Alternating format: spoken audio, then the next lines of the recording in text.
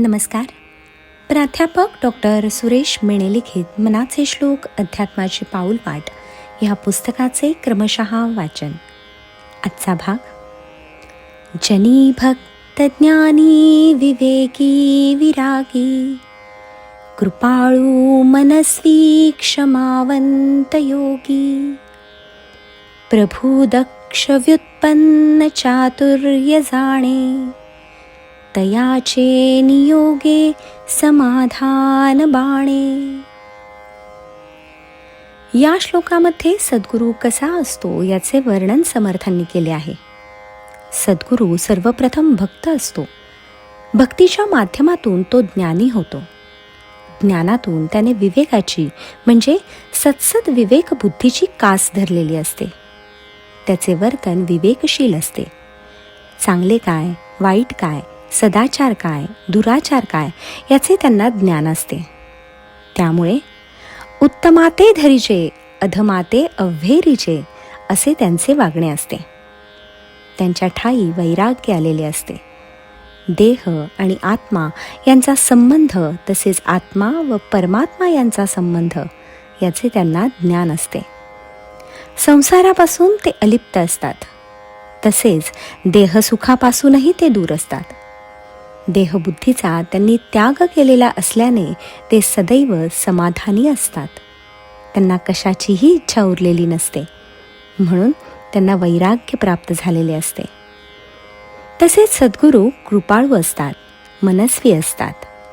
मनस्वी म्हणजे मनातले जाणणारे असतात. आपल्या भक्तांना किंवा आपल्या शिष्यांना कोणते दुःख आहे, त्याला नेमके काय हवे आहे हे ते जाणतात.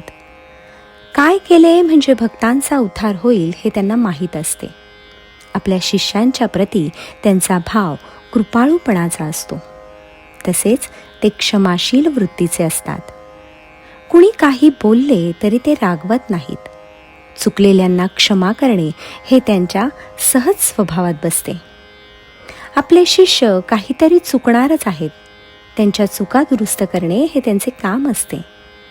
त्यांना एकाग्र चित्ताने ध्यानधारणा करता येते, समाधी लावता येते. त्यामुळे ते योगीही असतात. तसेच आपला शिष्य भगवंताच्या उपासनेत किती रममाण झाला आहे, त्याची किती प्रगती झाली आहे हे ते लक्ष ठेवून असतात. त्या बाबतीत त्यांची सावधानता असते. एखाद्या शिष्याचा काही दोष असेल तर तो काढून टाकण्याकडे त्यांचा कल असतो. ते सर्व शास्त्रांचे जाणकार असतात. अनेक शास्त्रांचा त्यांनी अभ्यास केलेला असतो. तसेच आपल्या शिष्यांना सन्मार्गाला लावण्याचे चातुर्यही त्यांच्या अंगी असते. प्रत्येक शिष्याची स्वतंत्रपणे गरज अभ्यासून त्याप्रमाणे त्याला मार्गदर्शन करण्याचे चातुर्य त्यांच्या ठायी असते. ही सर्व लक्षणे सांगून झाल्यावर समर्थ सर्वात महत्त्वाचं लक्षण सांगतात, तयाचे नियोगे समाधान बाणे. त्यांच्या सहवासामुळे व त्यांच्या मार्गदर्शनामुळे समाधान लाभते. माणसाच्या ऐहिक सुखाच्या सर्व इच्छा लोप पावतात. आता यापुढे काहीही मिळवायचे नाही अशा अवस्थेला शिष्य येतो. त्याची देहबुद्धी कमी होऊन आत्मबुद्धी वाढते.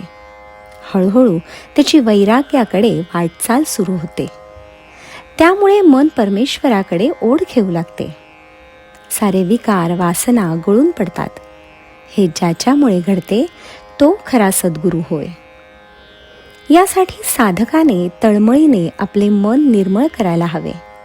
श्रद्धापूर्वक प्रयत्न केले पाहिजे व स्वतःच जर आपल्या वागणुकीने देहबुद्धी नष्ट करू शकला तर निश्चितपणे आपल्याला सद्गुरूची भेट होतेच होते. तुकाराम महाराजांना जशी झाली तशी आपलीही सद्गुरूशी भेट होऊ शकते हाच दिलासा समर्थ देत आहेत. जय जय रघुवीर समर्थ.